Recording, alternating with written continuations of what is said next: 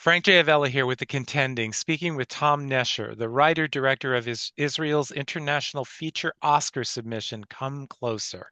Welcome, Tom. Thank you. I'm so excited being here. Likewise, I saw this exquisite film at Tribeca, and I just watched it again. Congratulations. It's your first feature, which is unbelievable.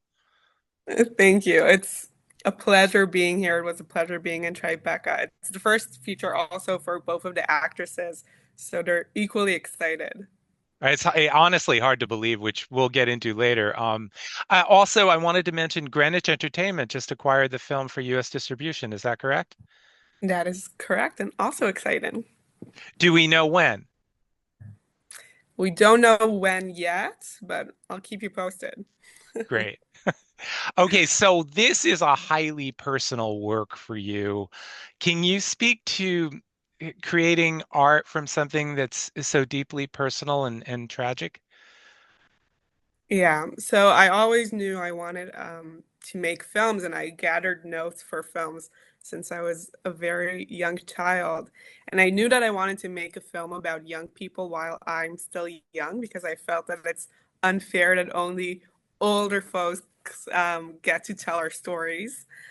And then I was planning writing on two girls that are best friends and that their relationship gets kind of rocky. And then when my brother died, Ari, my beloved brother, it just like started getting into the writing and I couldn't really separate the two. And then I felt like I have to find a source of light in a very, very dark place that I was in. And I was meaning to write a film that is loving life, that is funny, that is sexy, um, that is enjoying the teenagehood of these two girls, and that's how I wrote Come Closer. Can you tell me about the writing process? Like, how did you decide how autobiographical it was going to be? Like, I'm curious, did you and your brother have a pact similar to the one in the film?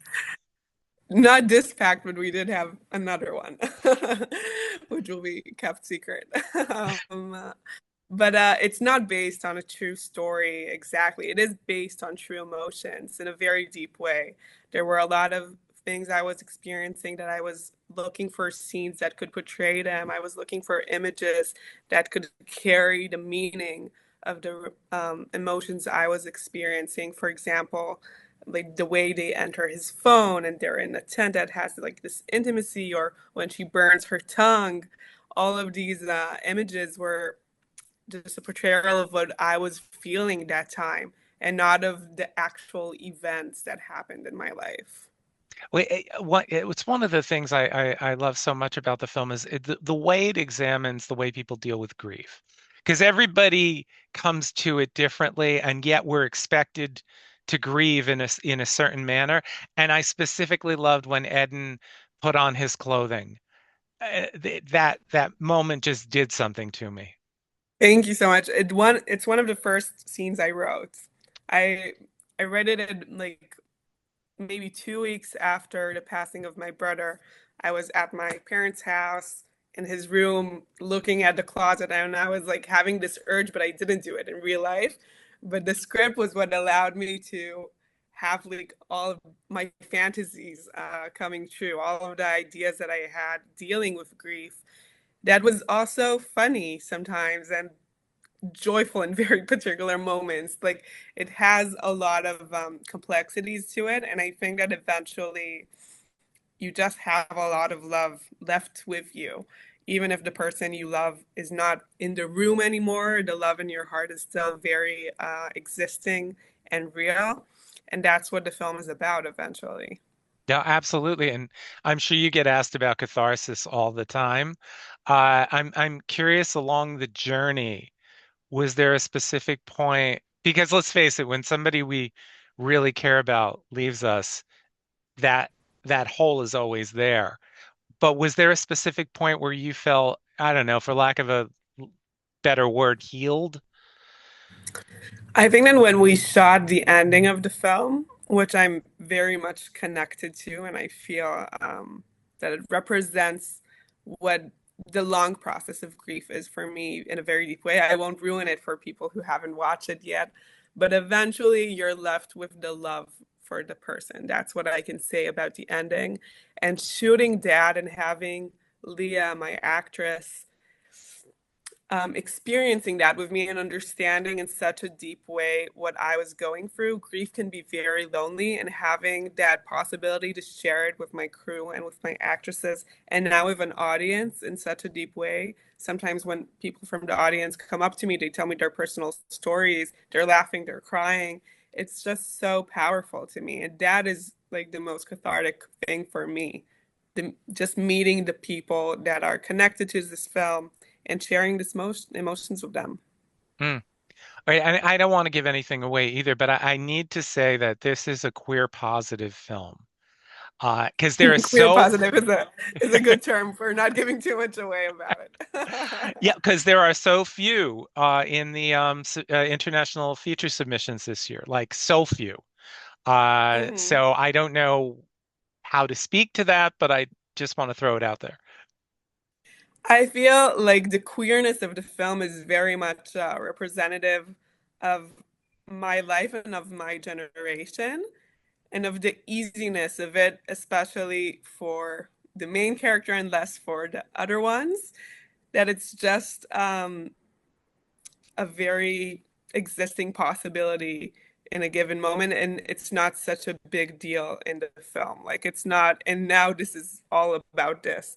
But also I can say that a lot of my references for this film and my favorite films are queer positive, as you put it so well. Blue is the warmest color, and Call Me by Your Name, and Water Lilies. Those were all biggest inspirations of mine for this film. Y Tu Mama Tambien, which is just like has a small, yeah, a small moment, but it like colors the whole film in such a specific way.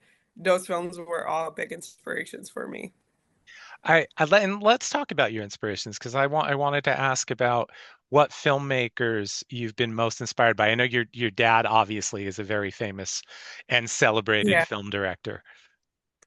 My dad is amazing. He's so supportive. He's so sad that he can't be out here with me in everything I do. But I'm like, Dad, I'm growing up. You can't come to every part of the way. Um, but I had so much amazing inspirations. I look a lot up to women. Sofia Coppola, of course, was a big inspiration of mine. Greta Gerwig, and what she did with Lady Bird was amazing. But also Luca Guadagnino, Alfonso Cuarón, Darren Aronofsky in a very particular way. It might sound weird, but Black Swan was a big inspiration for me. Having this dynamic between the two women that turns very dark. That was a big thing for me. And then also there's like classic films like Vertigo, which is like speaking of the same like Pygmalion effect. Like that was also a big inspiration for me. Well, let's speak a little bit since you brought Hitchcock out there. You do a couple things at the very beginning that really fucks with the audience, which hmm I appreciated. Where you think something terrible is going to happen and it doesn't, but you're on the edge of your seat, and it's almost like there are these warnings there. Yeah. I found that to be very fascinating. There's a film called The Sun's Room, the Italian film. I don't know if you've Yes, seen it. by Nani And there, yeah, Moretti. Nanni Moretti. So there's like a feeling that each of the family members could have died, but then just the son dies, like in a very small moment of the film. And I feel like that was when I saw that after the accident of my brother, and I felt like that was something that was very reflective of how I felt. Like it can happen in every given moment to each of us, but it doesn't. And life is just horribly surprising sometimes, like for better or for worse. And I feel like that was very much the experience for me of just like being 21 back then and having that thrown into my face and having life thrown into my face, and like parties are happening while the Shiva is happening. Everything is happening at the same time, and that rhythm of life was very key to me in having the tone of the film being happy, sad, scary, sexy, like having all of the emotions happening in the same time and not having only one tone to it. Wait, and another thing that you do that I thought was pretty incredible was the sibling bond was Mm, established so quickly, and all you needed was a few brief early scenes. I'm curious with your actors, did you have a rehearsal process? Were you able to do that yeah. early on? Yeah, we had 4 months of rehearsals, which is very rare. But because these two actresses were with no experience, I really wanted to build the characters with them. I did a lot of rewriting for the characters to fit them as people and the way they speak and the differences they have between them. And also the relationship between the brother and the sister. They are friends in real life and they came in and auditioned together. I told them to make, like, when they're at home, a memory, a shared memory from their childhood, and to tell me about it. And then they came in, they sang like songs from the Jungle Book. They were amazing. They were very like resembling of a real brother and sister. And I felt like I should keep that energy also in the film, like the closeness they have in real life. I should just tap into that and use what they already have. And I feel like that is the thing that allowed me to establish that so quickly. Tell me about finding these three remarkable young leads. First of all, they are amazing. I love them. We're so close also now. Um, it's been a process. I met like everyone at that age group, even like the most famous one, the least famous ones, like everyone, dancers, the actors, just like people, the waitress from the cafe, like everyone. And I was just looking for the most interesting people. I had personal meetings with them before auditions, and I just spoke with them. Like, when you have a fight with your mom, what does that look like? Who are you jealous of and why? I just wanted to understand who they are as people. And when I did, I understood that Leah and Daria and Ido are the most interesting people for these characters. Leah and her aggressiveness, I could have never written that so specifically as she brings it in. The relationship with the mother is a lot. She brought in a lot of that, and Dahlia brought in a lot of her humor and the way she gets scared so easily. That's just something that we found out in the rehearsal process. Leah used to like scare her all the time, and it was just sorry, and it was just great having this opportunity to work for such a long time before shooting the film. Ah, well, they are incredible, and Leah in particular, my God.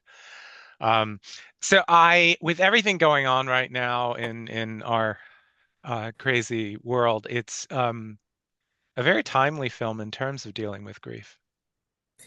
It's sometimes strange how you make a film that is just like about the most personal thing, and you don't expect it to be like speaking to the moment in 6 years after starting writing.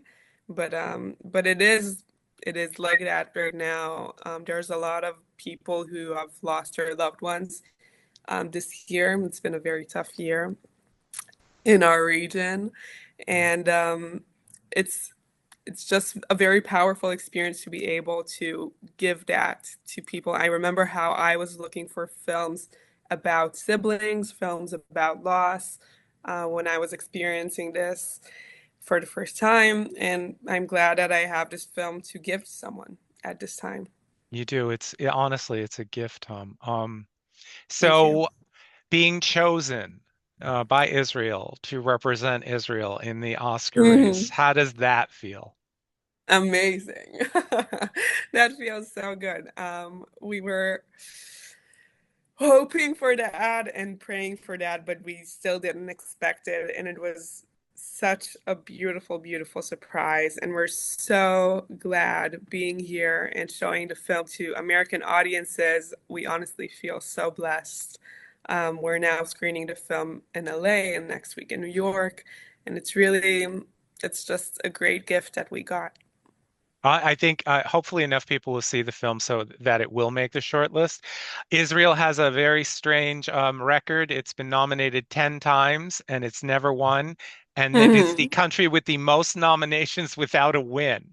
So Is that true? it I didn't is know true. that. Yes. Wow. I Yes. didn't know. Which is really unfair when you look at the list of films that were nominated. Yeah, there were some amazing films. Yeah. So I wish you in Italy we say merda, merda, merda. So I wish you a lot of that. Um, Mhm. my last question to you is what are you working on next? That should be kept a secret. But I'm Okay. working on another personal project that has some resemblance to my life and some imagination to I think you said just enough. Thank you so much, it. Tom. Thank you. Enjoy this crazy time promoting the film because Thank you. you deserve it. Thank you so much. Thank you.